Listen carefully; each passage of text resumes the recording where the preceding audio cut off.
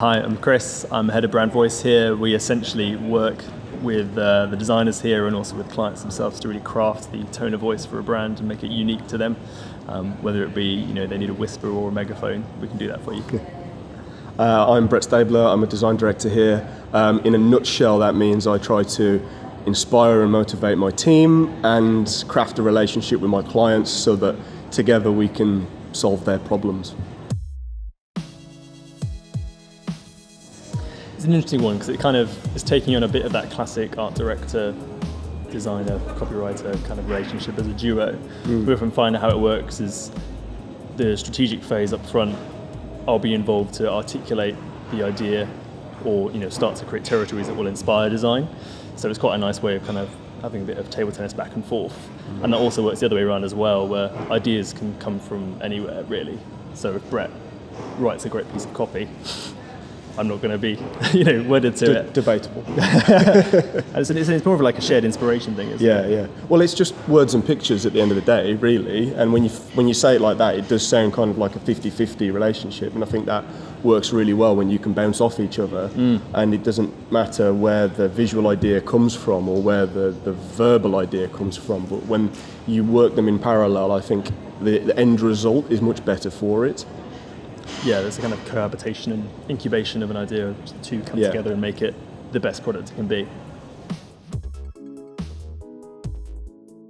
We feel like words are important to any brand, and copy in particular can inform whatever the thing might be. It could be a beautiful piece of back-a-pack that makes you fall in love with a brand. I think of people like Higgedy and even some of our work on PG Tips. There's a great moment of it might seem like a small thing, but it lifts the whole thing that extra notch which you want. But my personal passion is for when it's ubiquitous to the entire visual and verbal brand identity. So from the off, we love creating brands like Hippies, for instance, where the visual informs the verbal and they make each other stronger for that purpose. And so if I get the chance to really define someone's brand voice, their tone of voice that defines them as a person and as a brand, that's the ideal scenario, really. Well, brands work best, don't they, when they have a personality, like that you feel that they are more human. And, for PG Tips, on the box it says 80 lovely cups of tea, rather than a robot telling you that there's 80 times tea bags. I think it's nicer when there's that human touch, and that often comes through the words more easily than it can the visual sometimes, and that's what I mean when they have to work alongside each other. I guess the best analogy for that is almost like we can give someone a lovely present wrapped perfectly, but the little card that tells you who it's from is the bit which really kind of lifts it that extra bit notch further, and we like to surprise and delight in that sense. Yeah, for sure. It's an interesting one because we have about 8 different design teams which almost work as mini agencies within the agency. Yeah. So from my point of view, I get a great variety of work and relationships which allow us to do different things at different times. We personally work together a lot on the brand that we work for, Jura Whiskey. So that's creating lovely stories like Night 84 and One for the Road that have come out, and we've got a very close attachment to that brand, and so it just makes sense to brief us as a pair on it. But should the occasion arise where it's either a new brand or an existing brand we work with where that collaboration isn't quite right, we have the flexibility to move to someone else.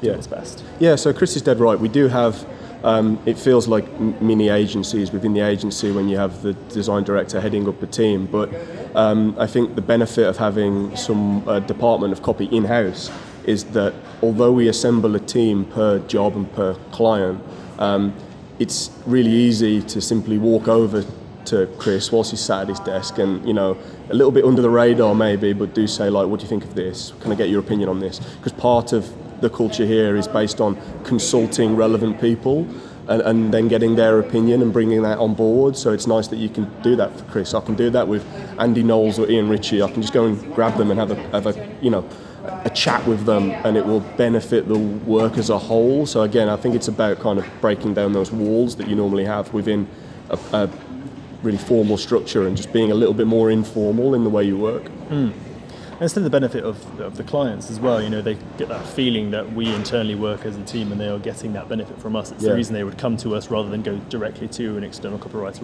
or a freelancer. You get the service of being thought for, not just being worked for. Yeah. my way of doing that was to use words as a way of kind of getting a different insight into a brief, or to make sure that, you know, I could help designers in a way that wasn't just, you know, orchestrating when the meetings were or whatever it might be. And once that became sort of apparent to the business, they completely understood that and fueled my kind of ability to do that. I went on training courses, I worked on more interesting briefs that could, you know, nurture my ability to write for them. And with that came the actual development of a department. So brand voice is something that I head up, and I you know, write copy for, but also do the thinking behind. Yeah, I think that the fact that Chris has managed to create his own department because we needed it, but what he was really good at didn't exist as a department here, it goes to show that there's no rules. The independent agency has no rules. Like the bigger agencies that I've worked at before, you feel like there's only one way to progress upwards in that agency, and it's all laid out in front of you, and you have to do it in this logical fashion. And here it feels like there's no real rule that you have to follow in order to progress, but you can craft your own way through, and you end up actually doing what's right for the agency, and bringing everyone with you. So one example of that is build your own department around you. There you go. I wouldn't have had that opportunity in previous life, perhaps.